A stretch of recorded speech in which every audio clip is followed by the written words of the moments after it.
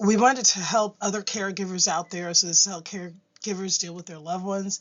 Some do not want to take them to a facility.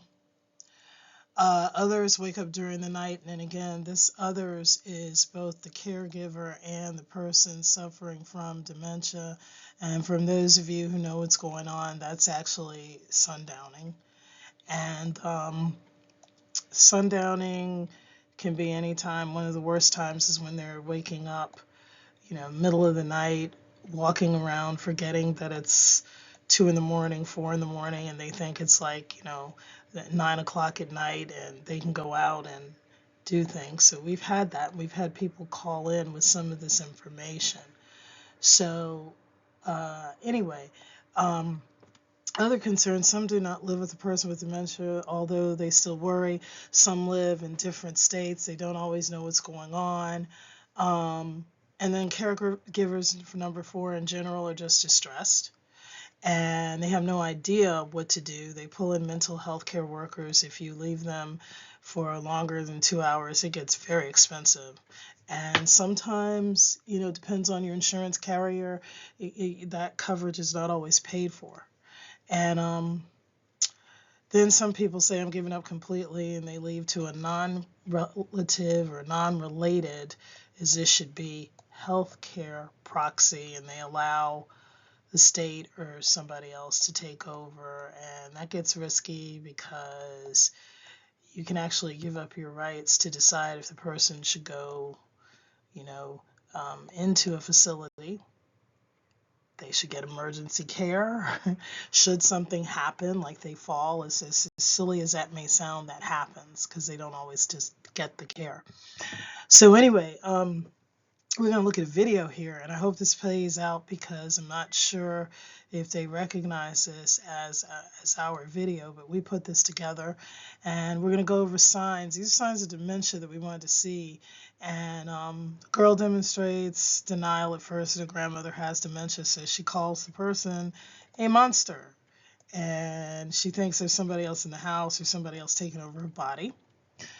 Girl hears her grandmother making noises in the early morning. And here's a common sign. The grandmother opens the door at 2 a.m. She thinks it's daytime. Girl tries to tell her mother that she hears her grandmother moving furniture during the night. She's afraid, something may happen to her. So she says, Mom, there's somebody in this house. There's a monster. And then the mom is too involved in her own life to listen to her daughter. There's a book coming out on this. And the daughter, the mother is concerned with her husband who's coming back, serving in the military with post-traumatic stress disorder. So once you get all these complications at one time, it gets hard. Okay, so anyway, let's go and watch the film.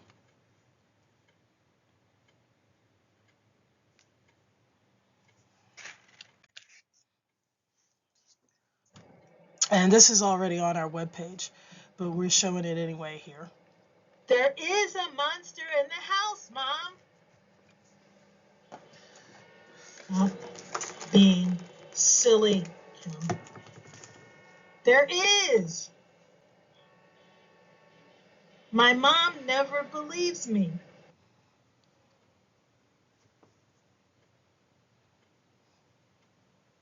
Ma mère m'a crié dessus. I wish Mrs. Willis would hurry home. She's my grandmother's aide. Without Mrs. Willis, my grandmother talks to herself. She forgets she just asked me a question. Then she asks me over and over again. And when the monster's here, she hears nothing, and she can't remember it. When I go to school, I will tell Sarah, my best friend, what the monster did last night. She banged the door 3 times. Opened the door. I got one.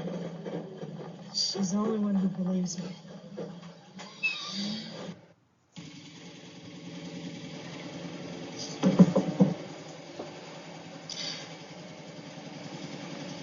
What happened to this machine, girl? Are you putting too many clothes in at one time? It wasn't me. Stop. Stop it. Stop lying now.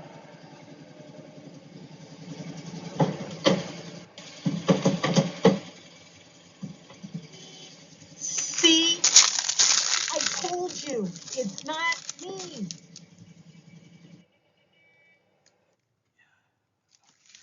So anyway, that's just a short skit, kind of show what people go through. So let's listen to some questions now. Our mom is constantly falling. Do you know what may cause this?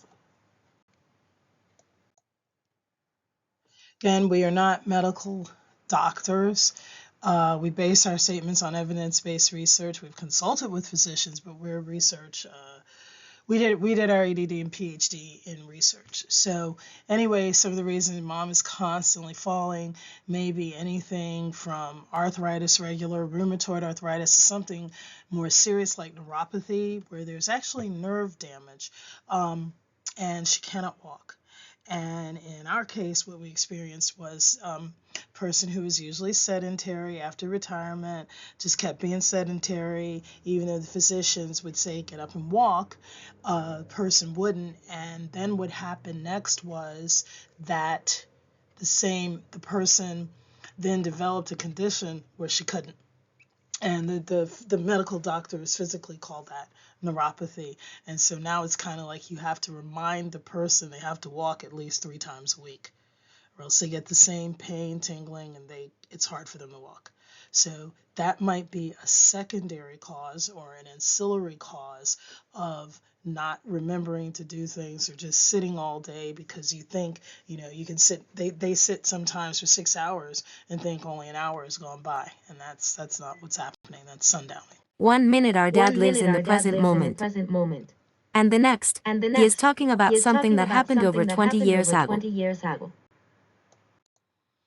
Okay, once again, we're not medical doctors. We base our statements on evidence-based research, and that's what we observed, pretty common. Sometimes they go into almost an autistic stage where they're just like in their own world, and then you will walk in the room and they'll say, oh, when did you get home? And you've been in the house like for 4 hours, and they forgot you had seen them. And they can bring up things. Sometimes it's most amazing. They can a person who has Alzheimer's related dementia, or just plain dementia, or any general cognitive decline, they can remember something that went on 30 years ago as if it went on yesterday, and then they can't remember that they just ate. So that's pretty common. I'm going to read this one. We want to keep him involved in daily activities. Sometimes he forgets to do the activity.